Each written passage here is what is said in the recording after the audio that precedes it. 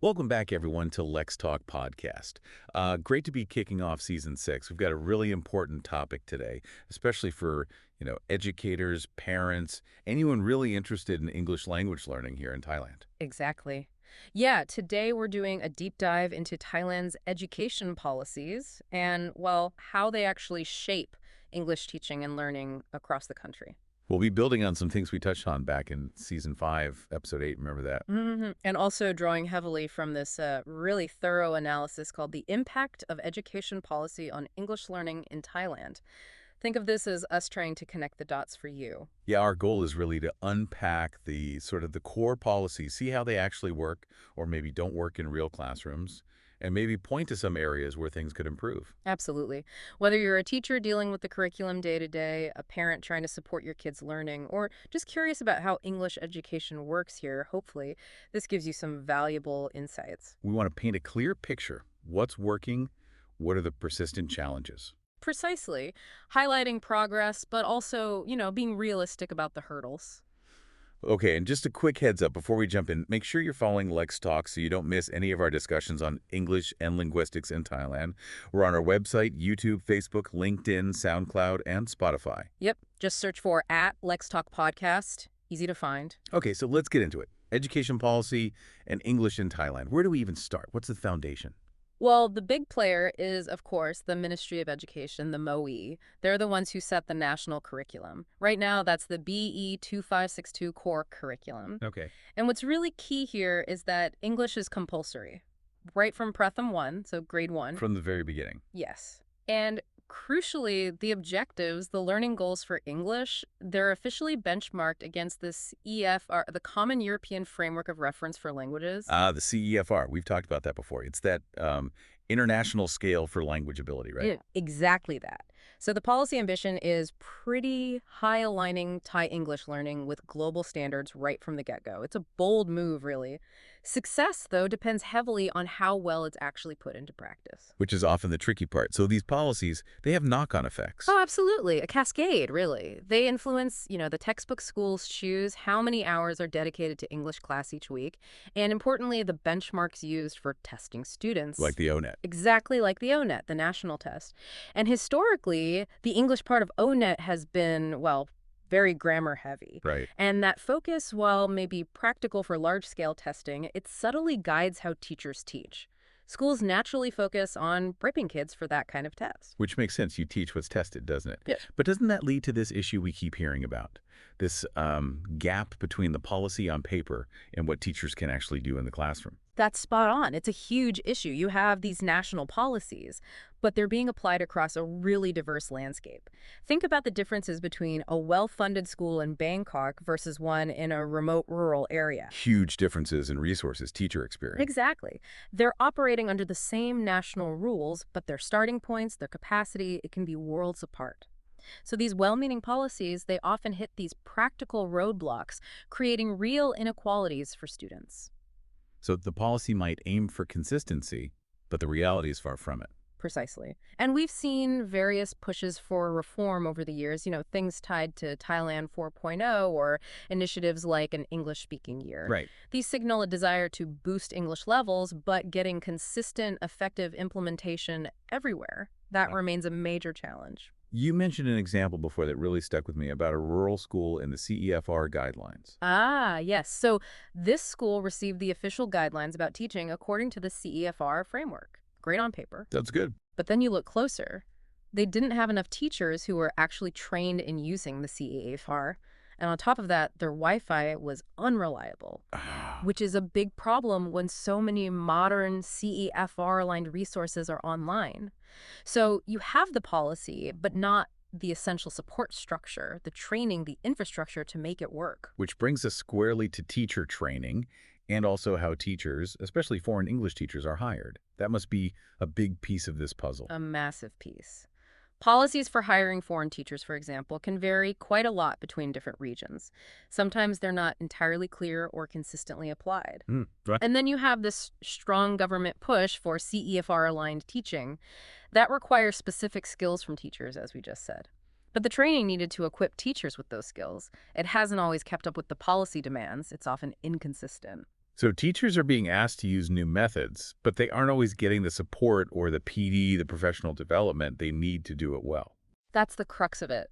Hmm. And another thing is the lack of sufficient incentives for Thai English teachers specifically to pursue ongoing professional development. We need to invest in them. Absolutely. So what happens? Teachers feel the pressure, especially with those big national tests looming.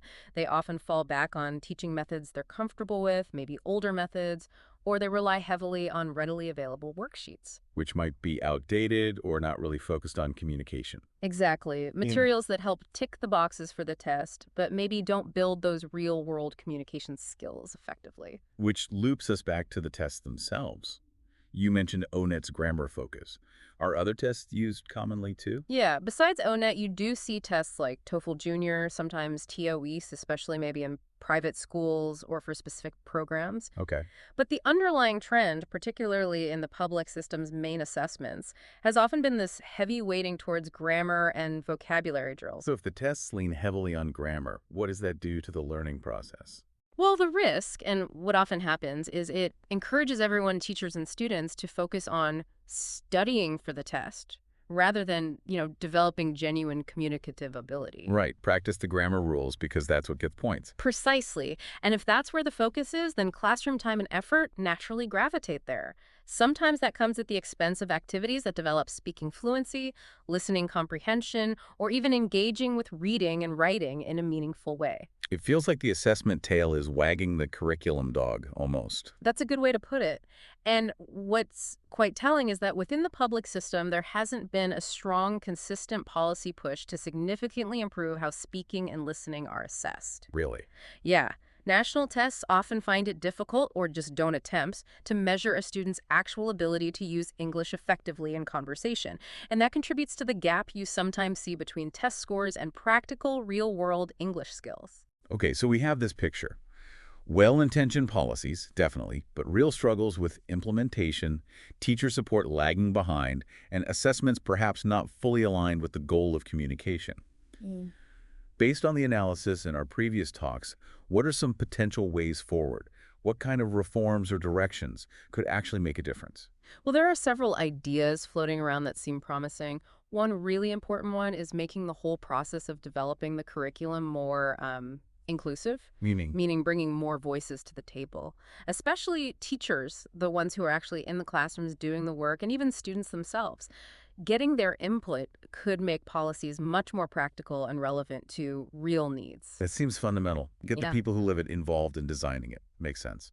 Another interesting idea is looking at potentially creating different learning tracks or pathways within the English curriculum itself. Well, maybe one track could really zero in on English for everyday communication, practical speaking, and listening, while another track could be more focused on English for academic purposes, for students heading towards university, perhaps.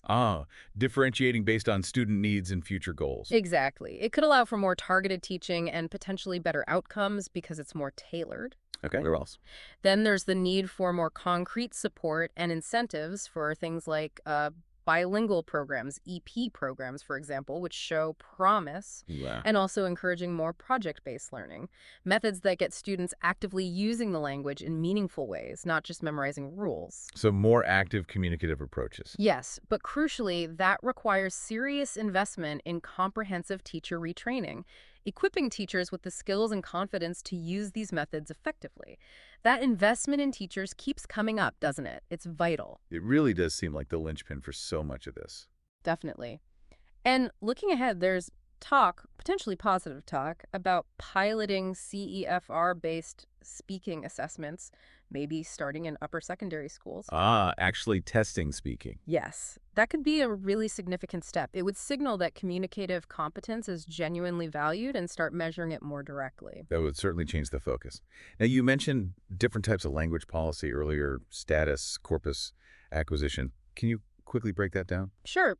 It's a useful framework. So status planning is basically the government deciding English's official role or importance, like for business, international relations, that kind of thing. Okay.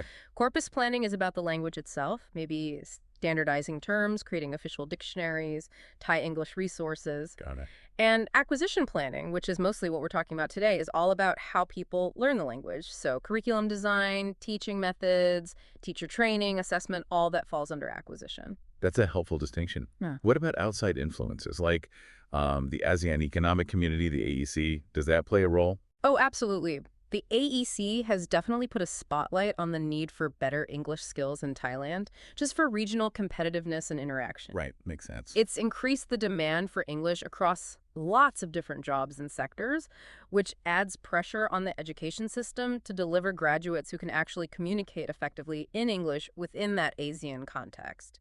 It's been a major driver for some of these policy shifts. And technology, we can't ignore that. Yeah. How do things like DLTV or other government digital learning efforts fit in? Yeah, initiatives like DLTV, the Distance Learning Channel, and various online resources from OBEC, they represent an effort to use tech to widen access to education, including English. Which sounds great in theory. It does, but the big caveat is the digital divide. Access to reliable internet, suitable devices. It's just not equal across the country, especially between urban and rural areas.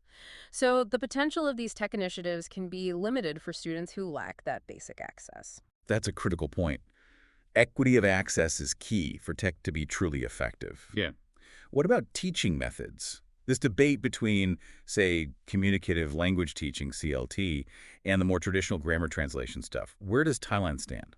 Well, the global trend is definitely towards CLT focusing on using language for real communication.